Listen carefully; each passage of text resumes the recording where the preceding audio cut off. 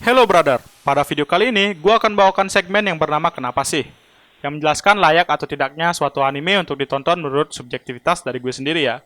Yang mungkin kalian bisa sepaham dengan bahasan gue di video kali ini. Konten pertama yang akan gue bawakan adalah anime yang baru saja tamat bulan lalu, yaitu Mushoku Tensei. Yap, anime ini sempat mendapatkan hype di media sosial dan fans club para pecinta anime di Indonesia.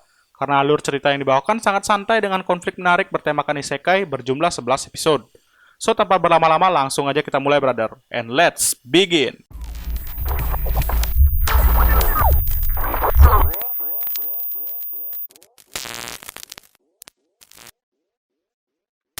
Kata isekai mungkin sudah tidak asing lagi di telinga para penggemar anime karena hampir semua orang pernah membahas hal tersebut. Kata isekai sendiri berarti dunia lain. Dunia lain yang dimaksud di sini bukanlah dunia yang punya unsur gaib, melainkan dunia fantasi yang berbanding terbalik dengan dunia realita yang ditinggali sang karakter utama. Kebanyakan karakter utama di serial isekai merupakan seorang karakter yang biasa-biasa saja di dunianya. Lalu mereka akan dipindahkan, dilahirkan kembali atau bereinkarnasi secara tidak sengaja terjebak di dalam dunia paralel, lalu karakter tersebut memiliki kekuatan yang luar biasa. Saat ini, anime dengan genre isekai sudah banyak yang rilis seperti Overlord, Tate no Yusa, Konosuba, Re:Zero, dan lain-lain. Nah, pada musim lalu, kita kedatangan salah satu anime bergenre isekai yang berjudul Mushoku Tensei. Rilis pada tanggal 11 Januari 2021 dan nyatakan selesai dengan 11 episode pada tanggal 22 Maret 2021. Anime ini berpusat pada seorang pria yang berumur 34 tahun dengan status pengangguran, seorang otaku yang mesum, dan antisosial. Kemudian, pria ini diusir oleh keluarganya. Di jalan, ia mencoba menyelamatkan seorang yang malah membuat dirinya tewas karena tertabrak oleh sebuah truk. Ya, pola seperti ini sangat biasa ditemui pada genre isekai, di mana sang karakter utama sengaja diberikan latar belakang kehidupan yang sangat ampas dan berakhir kecelakaan sampai ia bereinkarnasi ke dunia fantasi. Tetapi, hal unik yang gue temui di anime ini adalah sang karakter utama tidak hadir dengan bentuk tubuh, wajah, dan umur yang sama dengan kehidupan sebelumnya, karena ia lahir. Ya, benar-benar lahir dari pasangan suami istri, dan sang karakter utama memulai kehidupan barunya sebagai seorang bayi. Hanya saja, sang karakter utama masih membawa kesadaran dan pengetahuan yang sama dari kehidupan sebelumnya. Menurut gua, konsep yang diberikan sangat fresh karena biasanya sang karakter utama akan memulai hidup barunya dengan bentuk tubuh, wajah, kebiasaan dan umur yang tidak berubah dari kehidupan lamanya. Sehingga pola seperti ini cukup membuat gue bosan pada genre isekai terdahulu. できるかもしれない。こんな俺でも。 Sang karakter utama bernama Rudeus Greyrat. Pada saat ia dilahirkan, Rudeus bersumpah akan menjalani kehidupan barunya dengan baik dan memuaskan, tanpa mengulangi kesalahan yang sama seperti kehidupan sebelumnya.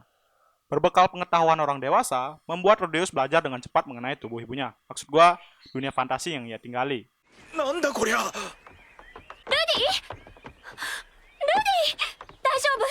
Karakter utama di anime ini sempat mendapatkan sebutan sebagai ugly bastard, di mana penampilan masa lalunya yang membuat ia dicap sedemikian rupa oleh pecinta anime di Indonesia. Emang pedas menurut netizen. Secara pribadi, gue malah sangat tertarik dengan bentuk fisik yang ditawarkan oleh sang karakter utamanya. Karena jika penampilannya sudah seperti ugly bastard, biasanya anime yang dibawakan gak jauh dari kesan Hadechi, Netorare, atau harem lah minimal pada saat masuki dunia isekai. Gak tahu ya, mungkin gue kebanyakan nangkring di Kucing Peduli, jadi menstereotype ugly bastard ini dengan hal-hal tersebut. Tapi cerita yang dibawakan malah berbanding terbalik dengan yang gue pikirkan, di mana setelah masuk ke dunia isekai, sang karakter utama malah bertemu dengan konflik yang membuat gue cukup tertarik. Yap, lagi dan lagi, pola yang sangat fresh dibawakan oleh sang author, di mana ia tidak meninggalkan latar belakang karakter utama yang merupakan korban bullying di sekolahnya. Sampai saat itu pun, trauma yang dialami Rudeus masih terikat dengannya.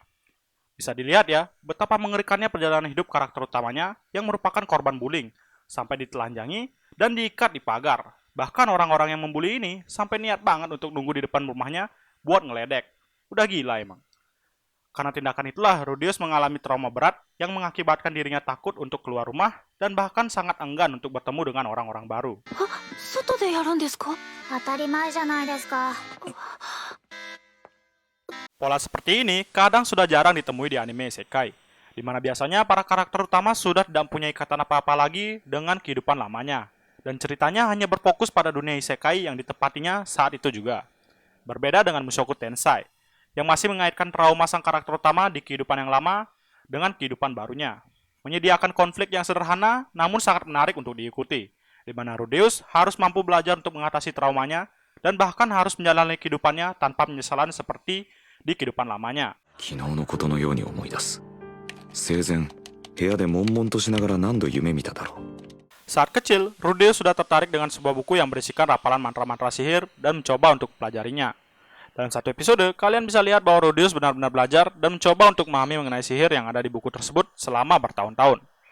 Ketika Rudeus sudah bisa mengeluarkan sihir tanpa rapalan mantra, ibunya menganggap bahwa Rudeus merupakan anak yang ajaib. Dari sini, banyak dari penonton anime ini membuat statement begini.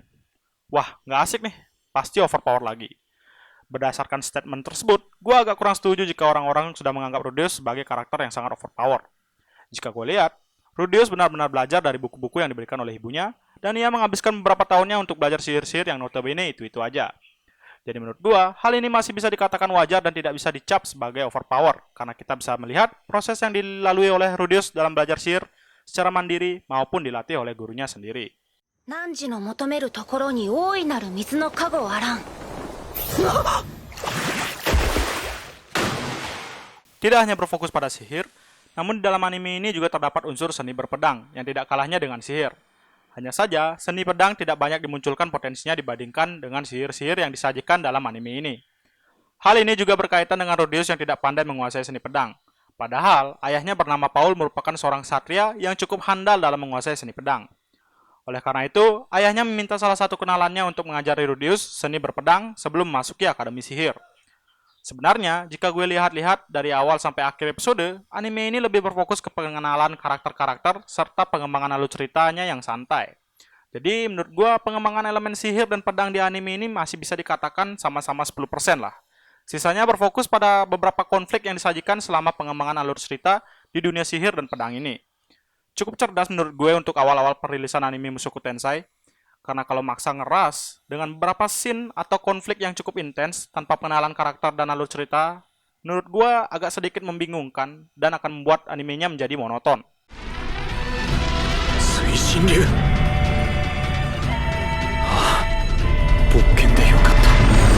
Berbicara masalah anime isekai, kayaknya nggak afdol kalau kita nggak ngomongin masalah fanservice. Fanservice di anime ini menurut gue nggak terlalu over banget. Malah bisa dikatakan masih tingkatan wajar. Batas wajar yang gue katakan seperti hubungan intim suami istri antara Paul dan Zenith. Itu pun cuma kedengaran suaranya doang. Tidak cukup satu nampaknya, Paul juga mengembat pembantunya sampai Bahkan jauh sebelum itu, Paul juga sudah pernah berhubungan intim dengan teman lamanya yang sekarang menjadi guru Rudeus dalam mengajarinya seni berpedang. Like father like son, anaknya juga nggak kalah mesumnya. Yap, Rudeus mewarisi hal tersebut. Ditambah, ia merupakan otaku yang cukup mesum di kehidupan lamanya. Hal yang bisa dilakukan untuk anak seumuran Rudeus adalah mengintip, dan sedikit pemaksaan. Menurut gua, hal seperti ini masih bisa dikatakan wajar karena pada dasarnya anime ini tidak bergenre hard ecchi dan bahkan tidak pernah menunjukkan bagian-bagian sensitif di tubuh wanita. Ya, kecuali lupakan. Tidak hanya itu, konflik yang disajikan pada Mushoku Tensei ini sangat beragam. Mulai dari pertemanan dengan ras tengah elf, belajar pedang dari ras tengah binatang, mencari uang agar bisa masuk ke Akademi Sihir dengan cara menjadi guru privat seorang putri pemarah dan kasar di kediaman Greyrat, fenomena berkumpulnya mana yang besar sehingga membuat Rudeus berteleportasi ke tempat yang sangat jauh, dan berpetualang bersama ras iblis atau Super, yang dibenci dan ditakuti oleh semua ras karena sebuah insiden di masa lalu. Anehnya, banyak konflik yang terjadi di anime ini. Namun, semuanya tidak menunjukkan kesan terburu-buru dalam perpindahan satu konflik ke konflik lainnya. Semuanya dikemas dengan sangat apik di dalam 11 episode tersebut. Selain itu, gua masih penasaran dengan beberapa karakter misterius yang sempat muncul di beberapa episode, seperti manusia dengan tubuh berwarna putih yang menjadi penasehat sang karakter utama, bapak-bapak dengan naganya yang amat besar, bapak-bapak yang sedang duduk di singgasana, dan seorang loli atau anak kecil yang menganggap dirinya sebagai seorang kaisar agung dunia iblis. Wow, menarik. So, apakah anime ini worth it atau enggak untuk tonton? Menurut gue sangat worth it. Gue sangat merekomendasikan anime ini untuk tonton dan malah merasa kurang hanya dengan 11 episode. Kenapa ya? Kebanyakan anime bagus pasti mendapatkan episode yang sangat sedikit. Padahal gue berharap anime ini punya 24 episode atau bahkan lebih karena memang dari awal pembawaan anime ini sedikit berbeda dari anime isekai lainnya. Konflik yang dibawakan juga semuanya terasa menarik. Alur cerita yang santai dan mudah untuk dipahami, membuat gue sebagai penonton sangat enjoy nonton anime ini seharian. Gue berharap Studio Bin mau menggarap anime ini lagi untuk dijadikan season 2-nya, dengan lebih banyak episode lagi tentunya. Well, sekian dulu untuk konten yang gue bawakan hari ini. Buat kalian yang punya pandangan lain mengenai anime Mushoku Tensei, bisa banget untuk tulis pendapat kalian di kolom komentar, agar kita bisa diskusi bareng ya. Jangan lupa subscribe agar kalian bisa mendapatkan konten-konten lainnya seputar anime yang akan gue bawakan di hari-hari selanjutnya. Gue Anomali pamit undur diri, stay safe brother. Ciao!